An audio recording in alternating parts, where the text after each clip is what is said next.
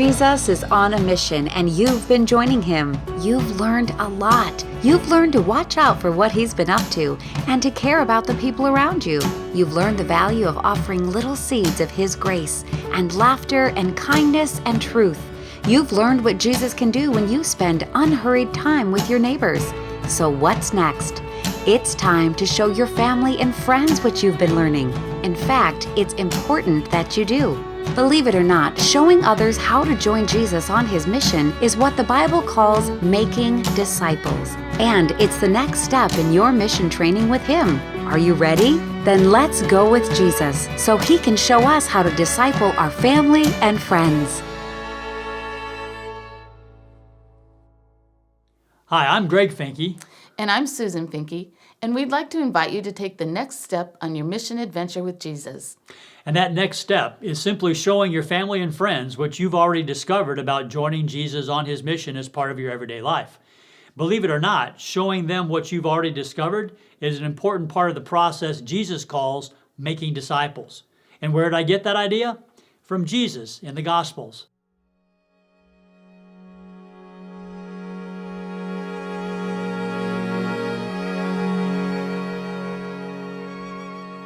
If we go back to the Gospels and watch how Jesus disciples people, we'll see that he first says, "Come follow me, and I will make you fishers of men." In other words, come follow me and I will disciple you to participate in my Father's mission. Then, after people have been discipled, Jesus says to them, "Now go and make more disciples. Show others how to participate in my Father's mission too." So if you participated in our first video training, Joining Jesus on His Mission, then you've been gaining real-life, valuable experience on what it looks like to join Jesus on His mission every day. And while you may not consider yourself an expert, the things you have already discovered and the stories you already have are valuable lessons that you can now share with your family and friends who want to learn how to join Jesus on his mission too. It's how you get to participate in what Jesus calls making disciples. But don't take our word for it. Come along with Susan and me and let's head into the Gospels where Jesus himself can show you how he disciples his followers. In the end, I think you will find that discipling your family and friends the way Jesus does in the Gospels is simpler than you thought and a lot more fun. Welcome to your first training session. We're excited for you. Our goal is to clarify how Jesus disciples his followers in the Gospels so we can disciple our family and friends in the same way. Jesus' way for Jesus' results. Today we'll clarify what discipling is according to Jesus. To get started, let's take a quick look at how this training experience is laid out. There are 10 sessions that are divided into two main parts. Part 1 is made up of sessions 1 through 5 and will help you clarify and simplify how Jesus disciples his followers in the Gospels. Part 2 is made up of sessions 6 through 10 and will help you then craft your own discipling plan using Jesus' plan as your model. If you're like the rest of us, when you think about discipling your family and friends, don't you feel something like this? We think, I can't do that. I don't know enough, or I'm not spiritual enough, or isn't that the pastor's job? We desperately want to delegate discipling to someone we think knows more about it than we do. We have this vague, complicated, academic understanding of discipling that leaves us feeling like it's best left to the professionals. But what if we told you that our fear of discipling comes from a misunderstanding of what discipling actually is? The way we attempt to disciple people these days bears little resemblance to how Jesus disciples his followers in the Gospels. Somehow, over the generations, we have come to assume that discipling is so complex, so scholarly, so beyond the ability of simple Christians that only biblical scholars and spiritual superheroes should attempt it.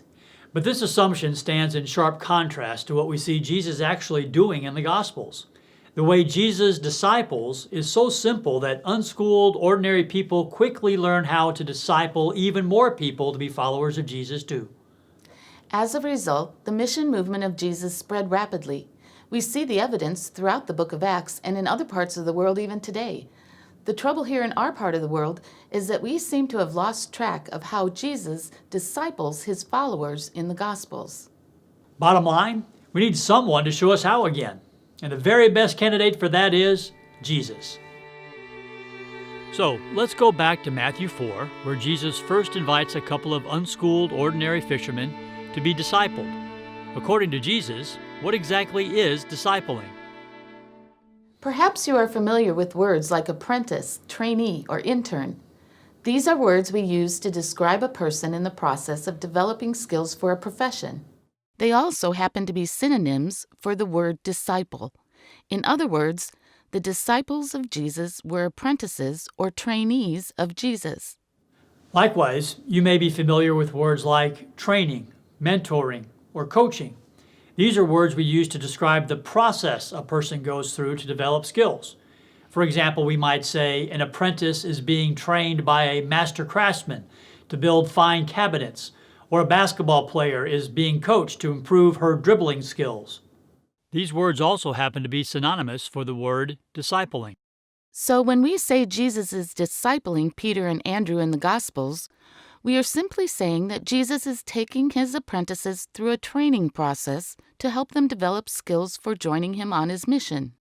So what is discipling according to Jesus? We can sum it up this way. Discipling is Jesus' training process for showing the people of God how to participate in the mission of God as a daily lifestyle. Could it really be that simple? Yep. When Jesus says in Matthew 4, "Come follow me, I will make you to be fishers of men," he is inviting Peter and Andrew to be apprentices in his training process.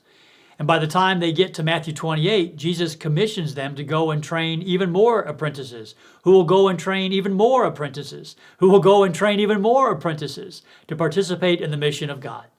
For Jesus, discipling is the means by which a redemptive movement is unleashed into a world that needs it so badly, literally to the ends of the earth. Jesus wants all the nations to be trained to participate in his Father's redemptive mission. You see, discipling really is simpler than you thought and a lot more fun. Jesus doesn't say, "Come follow me, and I will train you to be scholars who know all the right answers," or "Come follow me, and I will train you to be religion salespersons." What Jesus says is, "Come follow me, and I will train you to participate in my Father's redemptive mission." So that's what discipling is, according to Jesus. It may not be the answer you expected, but it's definitely the answer he's been giving all along. Nothing to be afraid of here.